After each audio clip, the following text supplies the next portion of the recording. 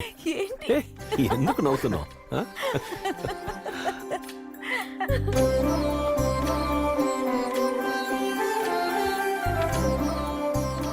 ఏంటి నాన్నగారు? అందరూ ఉన్నా నువ్వు లేవు కదే, అదే ఫీలింగ్. వచ్చేవే, ఎలాగైనా మీ ఆయన్ని కన్విన్స్ చేసి వచ్చే. అర్ధరాత్రి నాన్న నిద్రలేసినప్పుడు, మధ్యాహ్నం 3 టీ కాసి ఇచ్చినప్పుడు, చిన్నప్పుడు మనం చేసిన చేష్టలు గుర్తొచ్చి నీతో మాట్లాడాలనిపించి, నిన్ను చూడాలనిపించి, నిన్ను దగ్గర తీసుకోవాలనిపిస్తే నువ్వు ఉండవు కదంటే.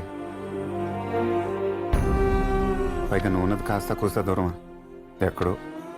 ఆ లోటు నేను భర్తీ చేసేస్తాను అనుకో. కానీ నాన్నన్న ఫీలింగ్, నాన్నతోనే ఉండాలి, నాన్నతోనే ఉంటాం, నాన్నతోనే ఉంటూ ఉంటాం. అది సూపర్ కదంటే. వచ్చేవే.